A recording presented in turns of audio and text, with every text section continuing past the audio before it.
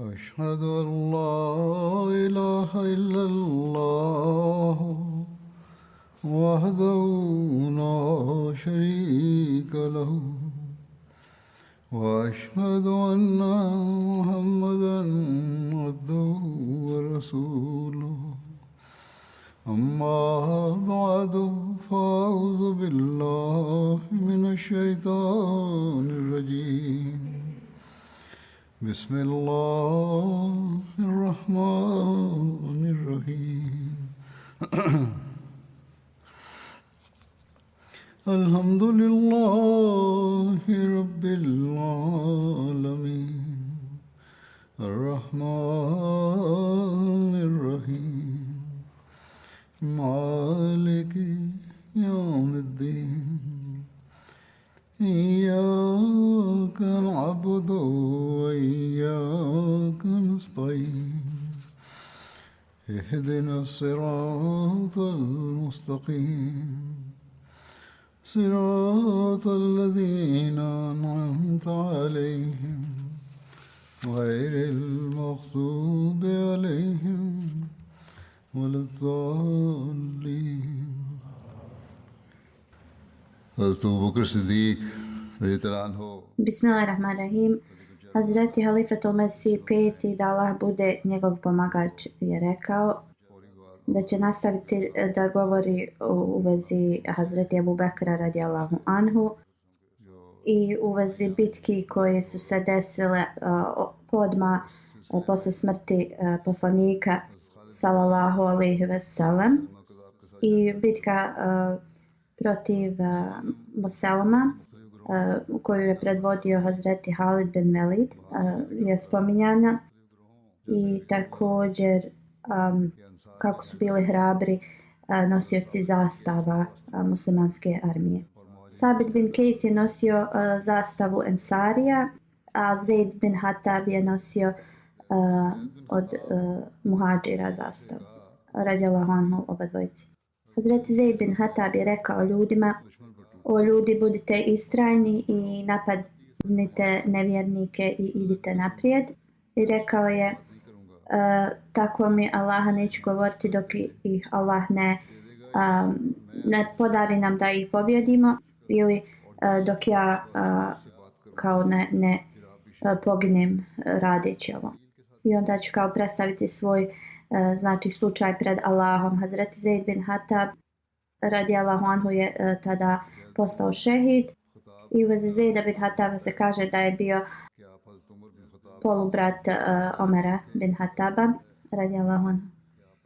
I on je bio među prvima koji su prihvatili islam i učestvovao je u bitci na Bedru i drugim znači bitkama. I kada se poslanik sallallahu alejhi ve sellem preselio u Medinu, uspostavio bratstvo između Ma'an bin Adi Ensarije i Hazreti Zaida. I obodvojica su postali šehidi u bitci Jamama, kad je Hazreti Halid bin Velid znači pripremio armiju u bitci Jamama. Hazreti Zaida je stavio kao vođu jednog bataljona i također mu je dao da nosi zastavu muhadžira. Hazreti Zaid je išao sa tom zastavom i borio se sve dok nije znači izgubio svoj život i onda je ta zastava pala na dno, na pod.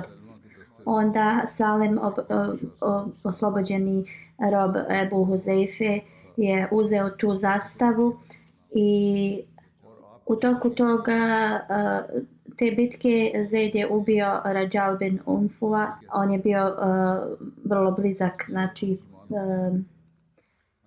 prijatelj Muselme i također je on bio vrlo hrabar konjanik. Meriem Hanafi je osoba koja je ubio Hazreti Zaida. On je posle postao musliman i jednom kada je Hazreti Omer radijallahu anhu rekao: ti si ubio mog brata, on je rekao: o emirul mu'minin, vođa vjernika, Allah je dao čast Zaidu preko mojih ruku i Allah nije dozvolio da ja budem osramljen Zeidovim rukama. Drugim riječima, Hazreti Zeid je postao šehid tad, a da je on tad znači bio ubijen, on bi znači bio gubitnik, a sada ga je Allah uputio u islam. Hazreti Omerov sin Abdullah je također učestvovao u bitci Jamama. Kad se vratio u Medinu, Hazreti Omer radijallahu anhu mu je rekao, zato što je bio tužan u vezi smrti svog brata, rekao mu je tvoj amidža Zeid je poginuo, kao zašto si se ti vratio, zašto nisi se sakrio od mene. Kada je Omer radijallahu anhu saznao u vezi smrti svog brata Zeida, rekao je Zeid me je prestigao u 2 dobra djela. Ovo sam već spominjao, kaže Halifatul Mesih, da je Hazreti Omer radijallahu anhu rekao Zeid je prihvatio islam prije mene i postao je šehid prije njega.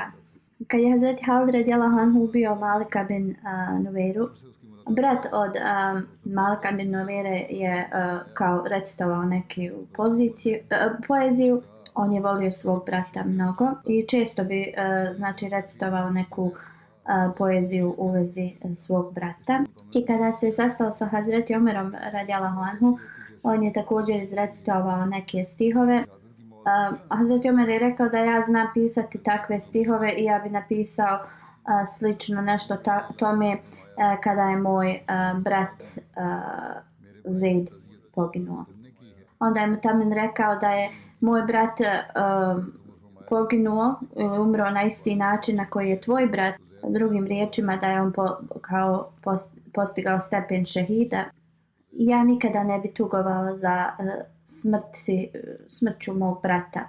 Hazreti Omer radijallahu anhu mu je rekao, niko mi nikada nije kao izrazio saučešće na način na koji si ti to učinio na prelijep način. Hazreti Omer radijallahu anhu je govorio kada bi god blagi vjetar kao puhao da bi ga jednostavno posjetilo na njegovog brata. U svakom slučaju govorio sam u vezi ove borbe, znači Muselma Kazab je i dalje bio veliki oponent i glavni znači za vođa za nevjernike. I kada je znači pregledao situaciju, Hazreti Halid radijallahu anhu je rekao da borba će se završiti kada Muselma bude ubijen. Jer bilo kod da bude ubijen iz Benu Hanifa neće uopšte ostaviti nikakav utisak na njih, to jest te sledbenike od Muselma Kazab. Onda Hazreti Halid radijallahu anhu je krenuo naprijed i zvao ih je na borbu jedan protiv jednog. Muslimani su uzvikivali slogane Ja Muhammeda i koji god došao da znači se bori protiv Hazreti Halida, on ga je ubio. I onda su se muslimani znači hrabro borili. Hazreti Halid je onda pozvao Muselmu da se bori protiv njega i on je prihvatio. I onda je Hazreti Halid ga napao, ali Muselma je pobjegao sa svojim sledbenicima. Onda je Hazreti Halid radijallahu anhu rekao svojim znači prisutnim vojnicima da budu vrlo oprezni i onda su i muslimani napali. Muslimani se znači borili tako istrajno i išli su prema nevjernicima i sve su znači to istrajno radili dok im Allah dželešanohu nije podario pobjedu. I tako su nastavili dok ih nisu kao pritjerali do neke bašče. Poglavica Benu Hanifa je rekao svojim narodu dok je bježao, o ljudi, uđite u ovu kao bašću. To je bila kao jedna ogromna bašća. Znači bašća je bila blizu gdje su se oni borili i ona je pripadala Muselme. I ta bašća se zvala Hadikatu Rahman, kao što je Selma bio poznat kao Rahmanu Jamama. Ali poslije je postala Hadikatul Maut zato što su mnogi neprijatelji tu izgubili svoje životine, to jeste bašća smrti. Muselma je također ušao u tu bašću sa svojim sledbenicima Hazreti Abdurrahman bin Ebu Bekr je ugledao da mu Hakim, jedan od poglavica iz Benu Hanifa, je držao neki govor i on ga je ubio sa strijelom. I tad su Benu Hanifa znači zatvorili kapiju te bašče, muslimani su se znači opkolili je. Muslimani su pokušavali da nađu način da uđu u tu bašču, ali ta bašča je bila skoro kao neka tvrđava i nisu mogli da nađu mjesto gdje mogu da prođu i znači uđu unutar. I onda je Bara bin Malek, koji je bio brat od Enesa bin Malika, koji je prisustvovao s poslanika sallallahu alejhi ve sellem u bitci Uhud i također u bitki kod Rova, i koji je bio vrlo hrabar. I rekao je: o muslimani, postoji jedan način, dignite me i ubacite me u tu bašču i ja ću onda iznutra otvoriti vrata. Kako god muslimani nisu mogli da to urade, da jednom vrlo časnom ashabu da ga bace među hiljadama neprijatelja i nisu mu to dozvolili. Bara bin Malik je insistirao i rekao je: tako mi Allaha, morate me baciti preko da uđem unutar. Na kraju, zato što im nije ostavio nikakav izbor, muslimani su mu pomogli da se popne. Kad se je popeo na zid, vidio je veliki broj neprijatelja i zaustavio se jedan moment i onda je uzvikivao Allahovo ime i počeo se boriti sa neprijateljima i išao prema kapiji. I onda je stigao i otvorio je kapiju. Muslimani su bili spremni i čekali samo da se ta kapija otvori. Čim su se vrata otvorila, ušli su i počeli se boriti protiv neprijatelja. Benu Hanifa oni su pokušali da pobjegnu, ali nisu mogli da pobjegnu iz te bašče. I rezultat je bio da je hiljadama tih ljudi izgubilo život. A prema drugom hadisu prenosi se da nije samo bio Bara bin Malik, da su još nekoliko muslimana otišli s njim i da su tako otvorili kapije. I tako dok se muslimani borili, stigli su do Muselme i on je pokušavao da se spasi, stavio je blizu zida, izgledao je kao kad Kamila poludi. Vaši bin Harb, koji je ubio Hazreti Hamzu radijallahu anhu na Uhudu, prišao je prema Muselme i držao je isto to koplje kojim je ubio Hazreti Hamzu i probao ga je s njim, bacio ga je prema njemu. I onda Abu Dudžana je prišao bliže i udario ga je svojim mačem i tako su ga ubili. Žene iz njihovog plemena su uzviknule da najljepšeg vođu je ubio kao rob sa crne kože. U vezi toga ko je ubio Muselmu, Biladri kaže da ga je ubio Hidaš bin Bešir. Prema drugom hadisu zabilježeno je da je to bio Abdullah bin Zaid iz Hazrač plemena, Ensarija znači. Neki hadis prenose da je to bio Abu Dudžana. Muavija bin Sufjan je rekao da je on ubio Muselmu. Dok prema nekom hadisu stoji da svi oni su imali, znači učestvovali u tome, njegovom ubijanju. Taberi prenosi da je Muselma ubijen od grupe Ensarija i Vašija. Vaši bin Har je spomenuo ubijanje Muselme na sljedeći način. Kaže: kad sam ubio Hazreti Hamzu, kad se ljudi vratili u Meku, ja sam se vratio s njima i boravio sam u Meki. Kad je poslanik sallallahu alejhi ve sellem osvojio Meku i muslimani se vratili u Meku, ja sam se odselio u Taif. Kada su mnogi išli kod poslanika sallallahu alejhi ve sellem, Vaši kaže, nekomu je rekao da poslanik sallallahu alejhi ve sellem znači nikada ne vrati ljude koji dođu kod njega. Kad je otišao kod poslanika sallallahu alejhi ve sellem, čim ga je ugledao, poslanik ga je pitao: jesi li ti Vaši? Vaši kaže: rekao sam da jesam. Poslanik sallallahu alejhi ve sellem je rekao: sjedni i reci mi detalje kako si ubio Hamzu. I on kaže: ja sam mu rekao sve detalje. Kad sam završio govor, Poslanik sallallahu alejhi ve sellem me upitao da li je moguće da ti ne dolaziš ispred mene. Vaši kaže da je otišao. I kada je poslanik sallallahu alejhi ve sellem preminuo i Muselma počeo znači da se protivi, kaže rekao sam sam sebi da ću zaista otići prema tom Muselmi i da ću ga ubiti. I da kroz to se mogu očistiti od toga što sam ubio Hazreti Hamzu radijallahu anhu. Vaši kaže krenuo je u tu borbu i sljedeće se desilo. Kaže vidio sam čovjeka koji je stajao uza zid. Bio je kao svjetlije puti i kosa mu je bila raščupana. Bacio sam svoje koplje i pogodio ga u prsa i probao sam ga između plećki. I on kaže neko od Ensarija je potičao prema njemu i odrubio mu glavu. Suleiman bin Jasar je čuo od Hazreti Abdullaha bin Omara kad je Muselma znači bio ubijen, neka mlada djevojka je stajala na krovu i rekla je Amirul Mu'minin, to jeste govorila je u vezi Muselme, je ubijen i ubio ga je crni rob. Ovaj hadis se nalazi u Sahih Buhariju. Vaši kaže Allah najbolje zna ko je ubio Muselmu, ja ili ovaj Ensarija, kako god. Ako sam ja ga ubio, onda ja sam ubio najboljeg čovjeka poslije poslanika sallallahu alejhi ve sellem, to jeste govorio je na Hamzu radijallahu anhu, i ubio sam najgoreg čovjeka, to jeste Muselmu.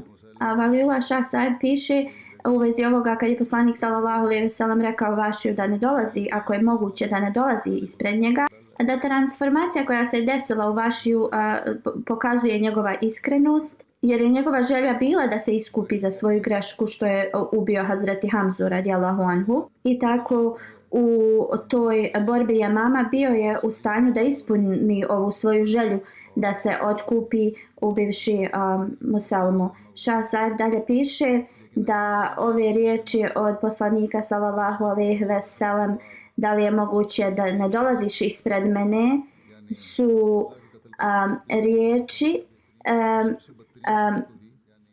velikog morala koji je imao poslanik sallallahu alejhi ve sellem, jer je rekao ako je moguće da on ne dolazi ispred njega. Ovo nije rekao na neki strog način. Bilo je više kao znači molba da on ne dolazi ispred njega. Jer je ovo pokazalo koliko je ljubav poslanik sallallahu alejhi ve sellem imao prema Hamzi radijallahu anhu. Osoba koja samo žudi za osvetom mogao je uraditi tad osvetu, ali poslanik sallallahu alejhi ve sellem mu je oprostio jer njegovo srce jednostavno je prolazilo kroz poteškoće. Uvijek bi se sjetilo kako je Hamza radijallahu anhu izgubio svoj život. Detalji u vezi bitke Jamama su spomenuti na još drugim mjestima i također spominju se znači hrabrost muslimana u toj borbi. Oba dvije armije su znači se borile vrlo hrabro i znači s oba dvije strane su ljudi poginuli. Malik bin Aus je bio prvi musliman koji je poginuo u toj borbi. I također mnogo hafiza je poginulo u toj borbi koji su znali Kur'an znači na pamet. I kad bi se god muslimani malo povlačili, neprijatelji bi napadali da dođu do mjesta Mudža. Salim, oslobođeni rob Ebu Huzeife, on se ukopao u zemlju i držao je zastavu Ensarija. I Sabit je također uradio slično i držali su svoje znači zastave. Salim i Sabit su znači ostali istrajni držeći zastave dok nisu znači izgubili svoje živote i postali šehidi. Ebu Huzeifa glava je znači bila kraj nogu Hazreti Salima. A Salimova glava je također bila kod nogu Ebu Huzeife. Jezid bin Kejs je onda uzeo zastavu od Salima i on je također učestvovao u bitci na Bedru i postao je šehid u ovoj bitki. Hakam bin Sejd bin As je tad uzeo zastavu i borio se čitav dan sa tom zastavom i onda je i on također postao šehid. Vaši kaže da je bila velika borba i 3 puta su muslimani se morali povlačiti i 4. put su onda najjače, znači i nisu se povlačili, borili su se. On kaže mačevi od muslimana i Benu Hanifa su se čuli kako udaraju jedni u druge i kao iskre su iz njih znači ispadale. Allah je pomogao muslimanima i znači pobjedili su i ubili su Musalmu. Vaši kaže da njegova znači njegov mač je bio do ručke prekriven u krvi.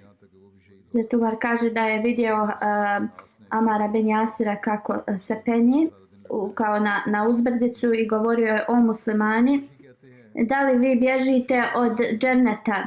Ja sam Amar bin Jasir, dođite prema meni. Prenosioc kaže da je tad Amar bin Jasirovo uho bilo skoro odsječeno, znači držalo se na malom dijelu. Ebu Hajsama Nedžari prenosi: kad su muslimani razbježali u toku bitke Jamama, otišao sam na jednu stranu i vidio sam Ebu Duđana. Simad bin Haša je bilo njegovo pravo ime. Bio je poznat kao Ebu Duđama.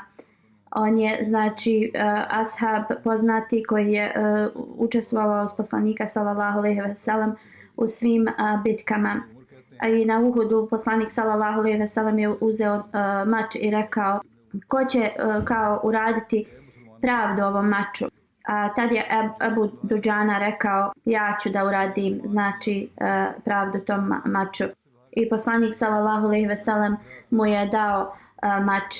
U drugim hadisma se prenosi da je Ebu Duđana pitao poslanika sallallahu alejhi ve sellem kako se radi pravda prema maču. Poslanik sallallahu alejhi ve sellem je rekao: ne ubijaj muslimane s njim i ne bježi s njim od nevjernika. I Ebu Duđana je uvijek stavljao crveni turban oko glave i stajao je u sredini redova. Poslanik sallallahu alejhi ve sellem je rekao: Allah ne voli kad neko hoda na taj način, ali na ovakvoj znači u ovakvoj situaciji u redu je. On je tada se borio vrlo hrabro i ubio je mnogo nevjernika. I također je tad bio ranjen mnogo puta dok je znači štitio poslanika sallallahu alejhi ve sellem, kako god nije pobjegao iz borbe. U svakom slučaju spominjao sam bitku Jamama, ali ovaj incident koji sam spomenuo ranije se desio u toku života poslanika sallallahu alejhi ve sellem. A u toku bitke Jamama spominje se da je grupa od Benu Hanifa napala Ebu Duđana. Ebu Duđana se je borio sa svojim mačem, znači s desne, s lijeve strane, i onda je udario osobu koja je odmah pala na zemlju. Ništa nije govorio i ta grupa koja je oko njega bila su se razbježali i tad su Benu Hanifa pobjegli u tu bašću i muslimani su znači krenuli za njima i znači nevjernici nisu imali nikakav drugi izlaz nego da se zatvore u tu bašću. I tad je Ebu Duđana pitao kad su se oni zaključali u tu bašću da ga stave na štit i da ga ubace unutar u tu bašću, i tako da on može da im otvori vrata te bašće. I to su muslimani uradili i kad je ušao unutar, rekao im je tim nevjernicima: bježanje od nas neće vas spasiti. I onda se on borio protiv njih i otvorili su kapije. I kad su muslimani ušli u bašću, on je postao je šehid, ubili su ga. Prema drugom hadisu, Bara bin Malik je bio ubačen u tu bašću i hadis koji je ranije koji sam spomenuo u vezi Bara bin Malik izgleda da je više tačniji. U svakom slučaju ima još detalja u vezi ovog i ako Bog da spomenut ću i u budućnosti. Sada želim da vas zamolim da se molite za Pakistan, posebno Ahmedi koji žive, muslimani koji žive tu. Znači, situacija u Pakistanu sve više i više je znači gora za narod i u takvim situacijama oni znači inače se okrenu prema Ahmedi muslimanima i mržnja i nepravda još više znači se povećava. Ovi ljudi su vrlo znači zli, nemaju morala, da je Allah dželešanu drži znači odgovornim za svo to zlo njihovo. Molite se za Ahmedi muslimane u Alžiru i oni prolaze kroz poteškoće i Ahmedi muslimane u Afganistanu. Allah dželešanu podari svoj blagoslov i zaštitu svima njima. Sada ću da spomenem preminule znači džematlije i klanjat ću im dženazu u odsustvu poslije džume. Prva je od cijenjenog Nasim Mahdi Saheb. On je bio misionar u džematu, sin od Ahmed Khan Nasim Saheb. Preminuo je u 69. godini nedavno i na lillahi wa inna ilaihi rađiun. Hvala Allahu, on je bio musi, 2 puta se ženio. Njegova prva supruga je preminula, druga supruga znači ostavlja drugu suprugu iza sebe, 2 sina i kćerku od prve supruge i 2 sina i kćerku od druge. 1976. godine završio je rabva džamija Ahmedija. 1983. je poslat u Švedsku kao misionar. Služio je 84. Vakil Tafšir. U decembru 1984. godine boravio je u Londonu i služio je kao privatni sekretar. I 1985. godine je onda poslat u Kanadu. 1985. do 2008. godine služio je kao misionar, poslije kao glavni misionar i emir džamata u Kanadi. Od 2009. do 2016.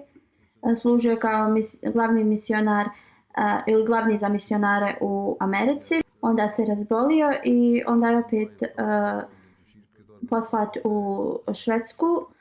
Kako god on je rekao da su ga doktori savjetovali da ne može da radi nikakav kao puno posla i tražio je da bude oslobođen od svojih dužnosti i da će se vratiti kada se oporavi.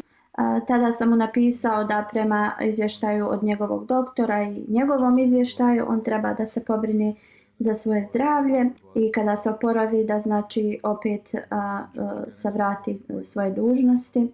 Kako god njegovo zdravlje se znači pogoršavalo. Kao što sam spomenuo da je otišao 1985. u Kanadu i 1986. 24 hektara zemlje su kupljena za Beitul Islam džamiju i misionarsku kuću i onda tu se također naselje izgradilo. Mnogi Ahmedi su se tada doselili kad je on bio u Kanadu i on im je pomogao mnogo tad. I mnogi su mu zahvalni za njegovu pomoć. On je također Čendu i financije, znači od papirologije, znači prebacio da to preko kompjutera se radi. Također 2 džamije su izgrađene u Torontu i Calgaryu i razni centri za namaz su uspostavljeni dok je on bio na službi. Halifatul Mesih kaže, ja mislim da je Vancouver džamija napravljena u njegovo vrijeme u Kanadi. U svakom slučaju 2 velike ogromne džamije su izgrađene u vremenu dok je on služio tu. 2003. džamija Ahmedija Kanada je otvorena. Također je igrao veliku ulogu da se otvori MTA Sjeverna Amerika. Da Allah dželešanu prihvati sve njegove službe koje je radio. Abdul Nasir Sahiba, njegova supruga, piše 26 godina našeg braka Nasim Sahib je uvijek bio kao vrlo prisutan u smislu sve od svake pomoći joj bio. Bio je čovjek koji je pružao joj mnogo veliku ljubav, bio je odlučan otac i brat. Znači brinuo se za čovječanstvo i bio je poslušni sluga hilafeta. Ima je punu, znači, vjeru u Allah dželešanuhu i bio je Allah sluga. Njegova supruga kaže, jednostavno svima je pomagao, sa svima se je sastajao na vrlo lijep način. Nikada nije, znači, volio da išta čuje negativno u vezi džamata, niti se usuđivao da išta govori protiv džamata ispred njega. Znači, bio je vrlo gostoprimiv, učio je mnogo salavate na poslanika sallallahu alejhi ve sellem. Kaže, kad smo išli na umru, pitala sam ga zašto se je molio. On mi je rekao da je samo učio salavate na poslanika sallallahu alejhi ve sellem. A njegova kćerka Nadija kaže, moj otac je bio predan svojim molitvama. Kad sam ga god pitala da se moli za mene, on bi mi također dao savjet da učim mnogo salavate na poslanika sallallahu alejhi ve sellem. Kad sam ga god, znači, pitala za bilo kakve molitve ili bilo šta, uvijek bi me savjetovao da učim što više salavata. Pitala sam ga jednom zašto uvijek daje savjete da se uči salavat na poslanika za sve. On mi je rekao da učim salavate na poslanika sallallahu alejhi ve sellem i ako taj salavat bude prihvaćen, onda sve moje dove će biti prihvaćene. Ismet Šerif sahiba kaže, Mehdi sahib je bio moj, bili su rodbinski povezani, on je bio vrlo nježna osoba i sa svima bi se, znači, sastajao sa potpunom ljubavi. Bio je vrlo povezan sa hilafetom. Njegova sestra kaže, kad je služio kao misionar u Švedskoj, jedna žena koja je švicarkinja došla je u Rabu na Dželsa Salanu. Ona je primila Ahmedijat, znači, dok je on tu bio. I kaže, došla je u Rabu u našu kuću i rekla je, želim da upoznam majku od Nasim sahib. I rekla je, želim da upoznam tu ženu koja je rodila sina koji je bio toliko inteligentan, koji je za kratko vrijeme, znači, naučio razne jezike, strane jezike, i čovjek koji radi mnogo tablika i vrlo, znači, dobro to radi na bilo kojem tom jeziku. Njegova snaha kaže, uvijek nas je, znači, savjetovao koliko je salavat na poslanika sallallahu alejhi ve sellem važan i da ga uvijek koristimo da bi nam Allah odgovorio na naše molitve. On kaže, jednom sam stajao na aerodromu i shvatio je da mu je pasoš bio već istekao i on je, kaže, tad počeo da uči salavat. Osoba koja je, znači, tu stajala da čekira, da provjerava ove pasoše, nije ni provjerila njegov pasoš. Njegov zet kaže, kada sam se oženio, on se tako prelijepo prema meni ponašao. Posle sabaha bi mi pravio čaj, sjedio bi sa mnom i učili bi, znači, Kur'an ili bi mi nešto iz Kur'ana proučio i onda bi mi objašnjavao komentar tog ajeta. I ovo je bio vrlo jednostavan način na koji bi on nas, znači, obučavao. Njegova kćerka Naval Mehdi kaže, uvijek sam vidjela koliko pažnje prema Kur'anu, znači, Kur'an posvećuje i da je mnogo volio časni Kur'an. I Naba bi govorio da učimo Kur'an i da, znači, istražujemo značenje časnog Kur'ana i da, znači, tako na taj način ćemo da shvatimo poruku Kur'ana i uživamo dok ga čitamo.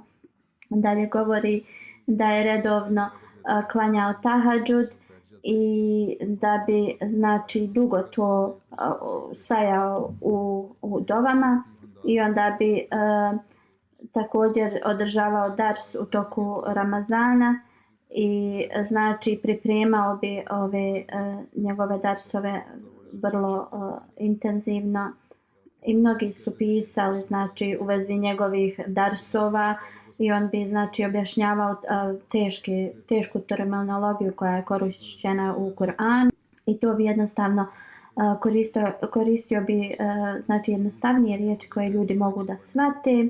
Lal Han Saheb, emir džemata u Kanadi, piše od 1087. godine ja sam znači dugo vremena s njim radio. Allah mu je dao toliko kvaliteta koje je on koristio da služi džemat. Allah mu je podario da jednostavno uspostavlja ta prijateljstva koja je koristio za korist džemata i službu džematu i kroz mnoge te znači konekcije i veze znači predstavio je učenje džemata raznim ljudima. Mašallah, on je stvarno imao ovaj kvalitet i mnogi su znači saznali od njega za džemat i velike su se znači prijateljstva sklopila u tom periodu. I zbog toga kada je on preminuo, mnogi Ahmedi su poslali znači poruke saučešća. Lal Saheb dalje kaže da kada su ljudi se migrirali iz Pakistana, Allah mu je pomogao jednostavno da ih uputi, da im bude podrška, da im pomogne. Također kaže da 20 godina sam služio ispod njegove uprave, ali jednostavno na način na koji je on sve upravljao, nisam se osjećao da je on sad kao da ja radim ispod njega, u smislu da je on njegov kao upravnik ili nešto, već jednostavno sam osjećao da je on moj prijatelj. Aslam Daud Saheb kaže 2009. je dobio medalju u tom Ontario regionu. To je ta neka medalja koja znači najznačajnija koja bilo koji građanin može dobiti u tom mjestu. I to je znači medalja koja znači za nešto najbolje usluge u raznim znači sferama života ili zanimanja, to znači građani mogu dobiti. On je dobio takvu nagradu.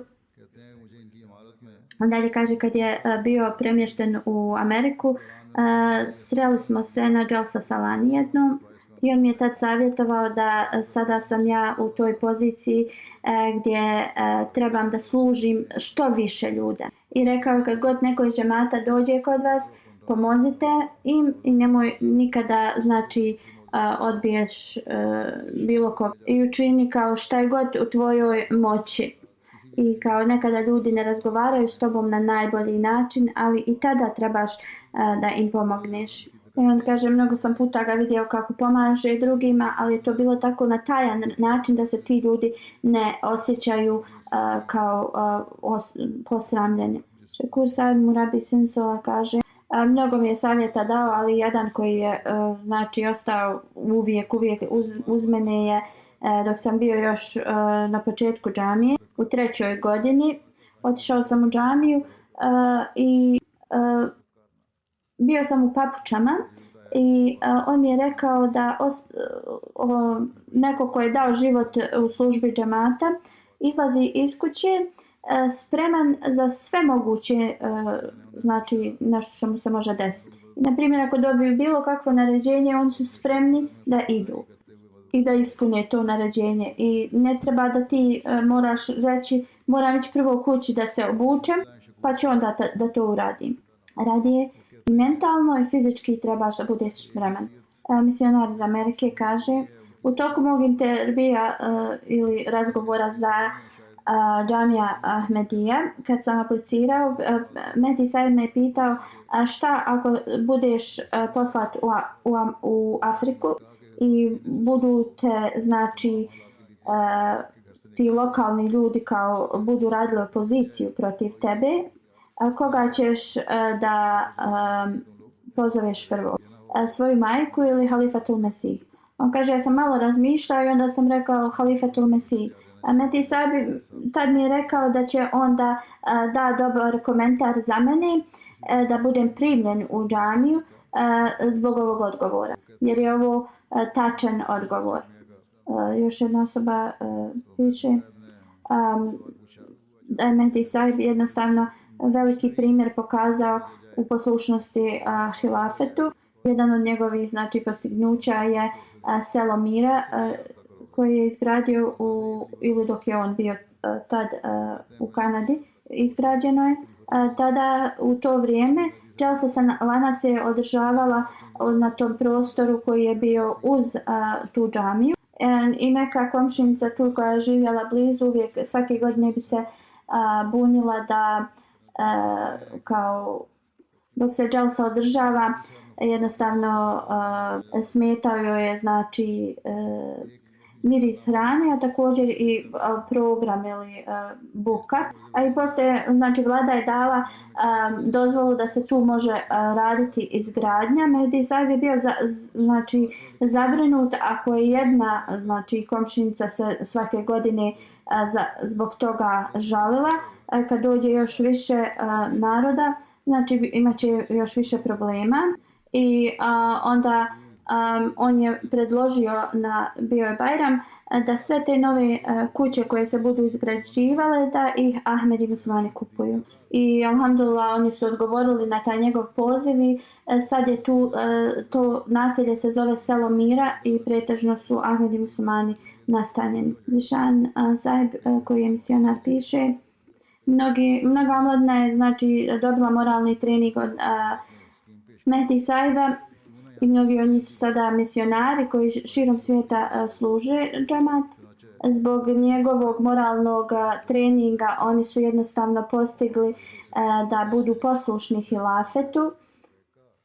Slično Asif Khan Saheb koji je sekretar za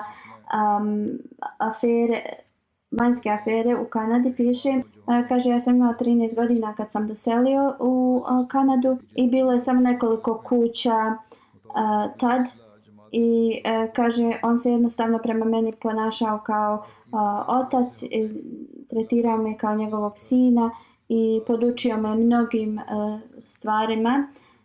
Igrao bi s nama košarku, onda kad sam odrastao on bi mi dao znači kao da kontaktiram razne političare u tom mjestu i do dan danas Asif Khan Saheb znači to i dalje radi.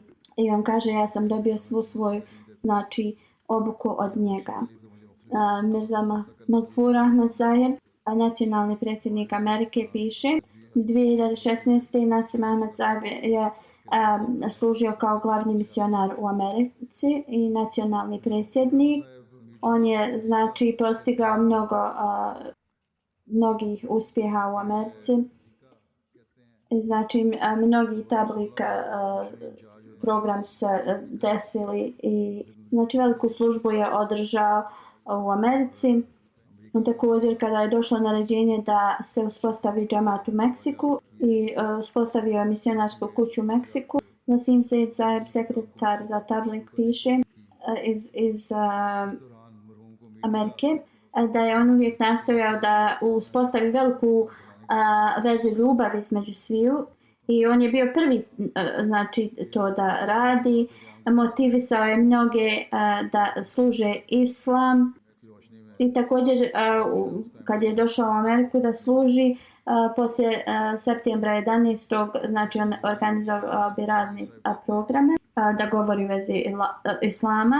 A također Muslim for Life, muslimani za život i poslanik mira, to su bile kao inicijative koje su razni programi ispod toga su organizovani širom Amerike i također 65 univerziteta i fakulteta su posjećeni i održavane su kao predavanja u vezi islama.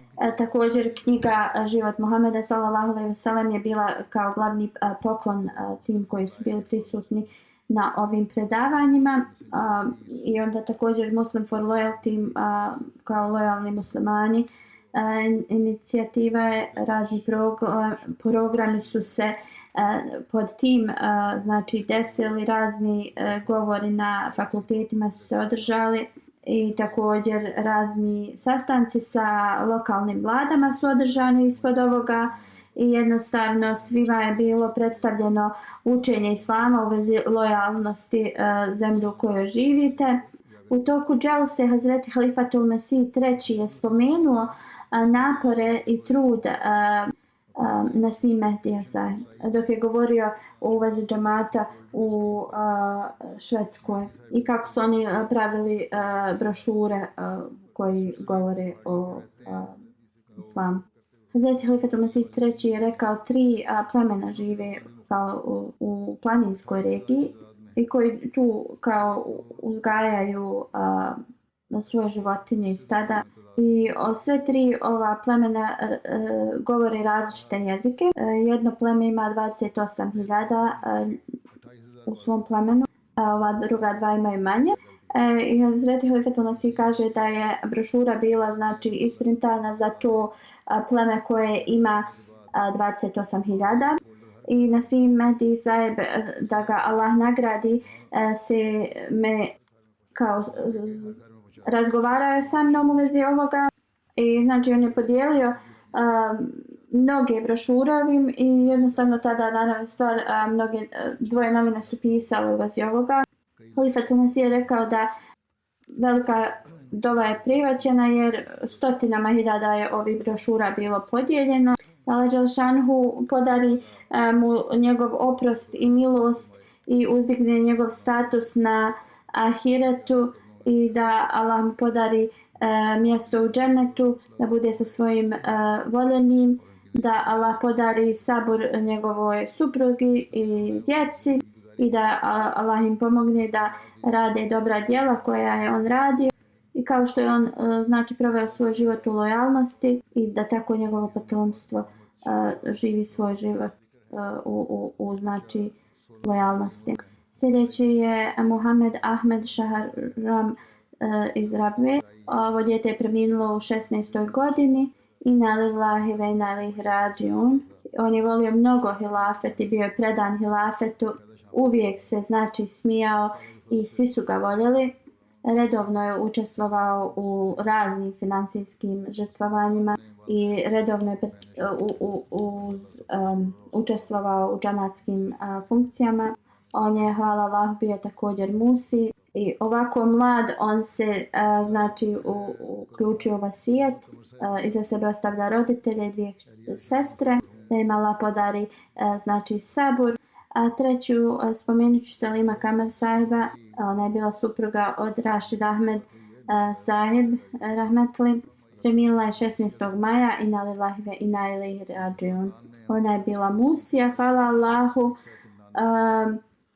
Ahmedijajet je došao kroz Hazret Molvi Sahib radijallahu anhu koji je bio ashab obećanog Mesija alejhi salama i bio njen djed po majci. U stvari bio je djed njenog oca, znači njen pradjed i također bio je znači ashab obećanog Mesija alejhi salama. Čudri Muhammed Sadiq Sahib je bio njen otac. Molvi Fazal, znači on je bio istaknuti stari u džamatu. Dugo vremena je njen otac služio kao glavni za biblioteku u džamatu. Također njen otac je dobio uputu od Halifatul Mesih II da stavi šator u Rabvu i da tu znači prvi je, među prvima je znači ljudima koji su živjeli u Rabvi. Ona je završila svoju znači školu u Rabvi i magistrirala je na arapskom u Talimul Islam koledžu. Dugo je znači služila u raznim odborima u džamatu. 72. do 82. godine kao generalna sekretarica u džamatu Ležna Imajla. Onda je također služila u biblioteci i bila je glavna urednica za magazin Mispa. Oko 31 godinu je služila tu i to je radila na odličan način, iako su vrlo teške situacije u Pakistanu. Bila je vrlo pobožna, jednostavna žena, redovna da klanja tahadžud i druge nafile namaze. Bila je vrlo predana hilafetu i sve znači u svom životu je kroz molitve prošla. prema svima se ponašala vrlo ljubazno, da Allah dželešanuhu joj podari oprost i milost i uzdigne njen znači status i da njeno potomstvo nastavi da radi njena dobra djela.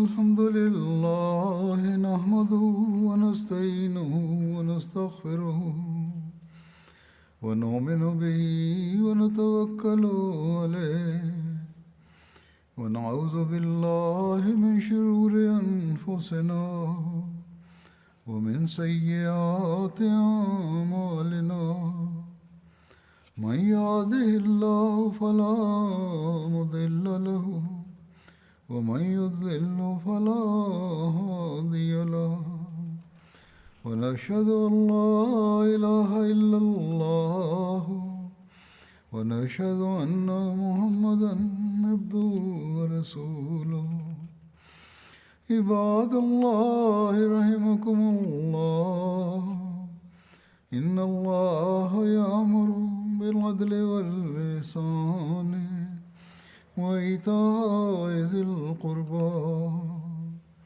وينهى عن الفحشاء والمنكر والبغي يعظكم لعلكم تذكرون اذكروا الله يذكركم وادعوه يستجب لكم ولذكر الله أكبر.